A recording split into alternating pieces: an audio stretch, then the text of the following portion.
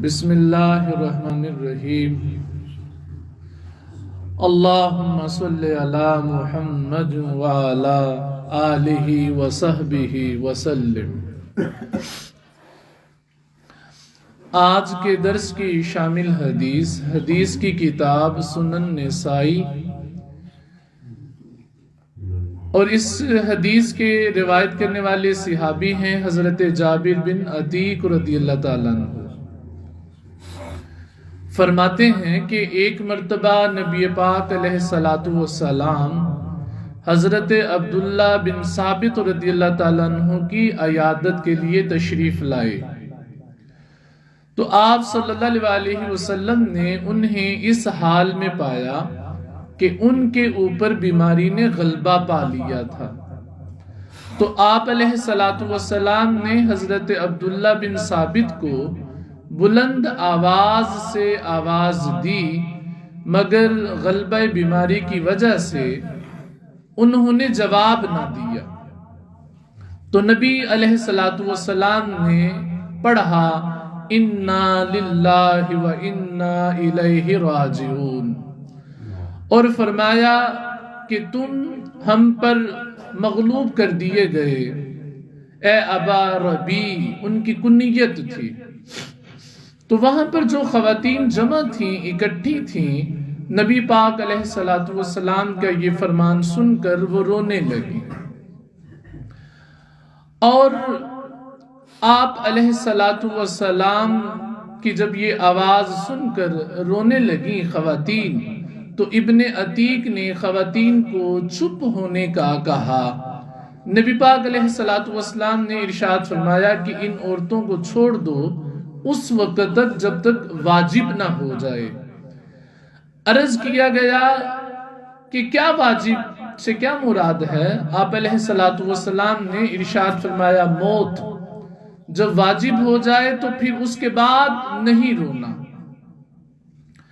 یہ فرما کر جب آپ علیہ السلام نے یہ فرمایا تو حضرت عبداللہ بن ثابت رضی اللہ تعالیٰ عنہ کی بیٹی جو وہاں پر موجود تھیں، انہوں نے کہا اپنے والد کو مخاطب کر کے کہ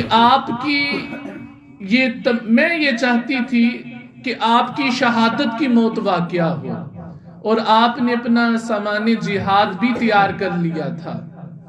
تو نبی پاک علیہ السلام نے اس بیٹی کی بات کو سن کر ارشاد فرمایا کہ بے شک اللہ تعالیٰ انہیں ان کی نیت کے برابر ثواب عطا فرمائے گا۔ یہ فرما کر چلیں ایک دو باتیں یہیں پہ دیکھ لیں۔ کائنات میں کچھ ایسے خوش نصیب بھی گزرے ہیں جن بیماروں، جن مریضوں کی عیادت کرنے کے لیے خود اللہ کے رسول تشریف لائے ہیں۔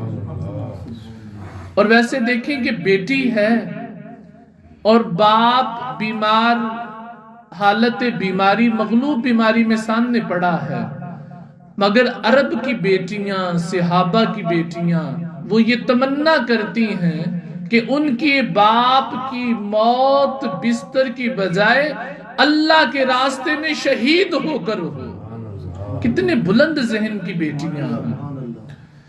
آج بھی کائنات میں کچھ خوش نصیب لوگ ایسے ہوتے ہیں آج بھی، جن کو مرنے سے پہلے نبی پاک کی زیارت کروائی جاتی ہے۔ آج بھی ایسا ہوتا ہے۔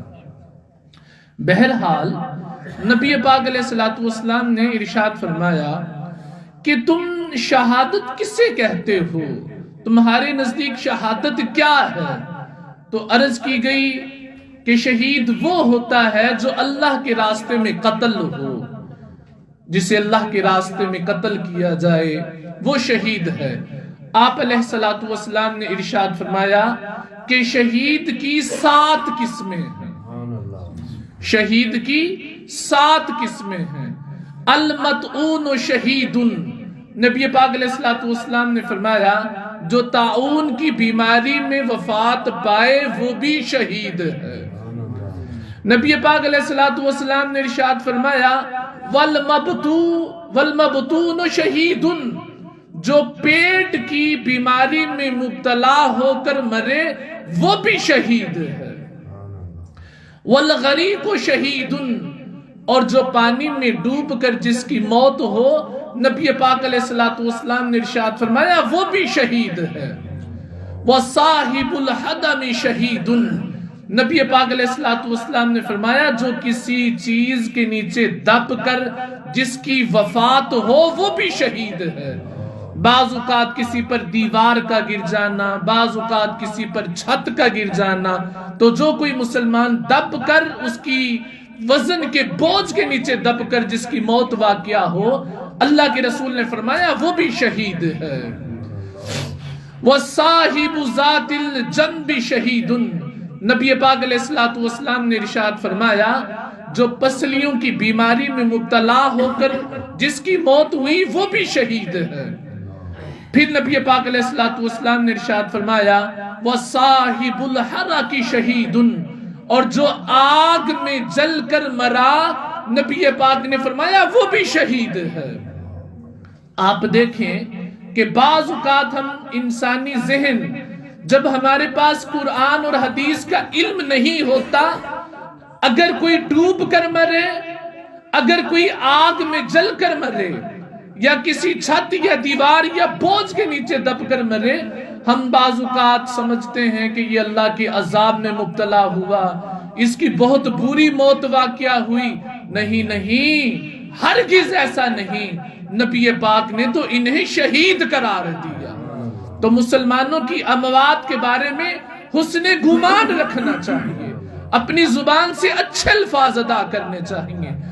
پھر نبی پاک علیہ السلام نے ارشاد فرمایا وَالْمَرْآتُ تَمُوتُ بِجُمْعٍ شَهِيدَةٌ، اور وہ عورت، علماء نے اس کی شرح لکھی، جو امید سے ہو، جس کے بطن میں کوئی بچہ پرورش پا رہا ہو، اس حالت میں اس کی موت ہو گئی، یا ایک بچے کو جنم دیتے ہوئے جس عورت کی موت واقعہ ہو گئی، یا بچے کو جنم دے دینے کے بعد 40 دنوں کے اندر جس عورت کی موت واقعہ ہو گئی، نبی پاک نے فرمایا وہ بھی شہید ہے۔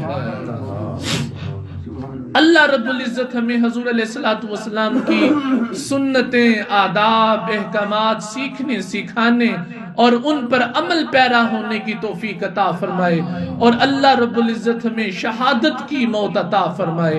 وَمَا عَلَيْنَا إِلَّا الْبَلَاغُ الْمُبِينُ۔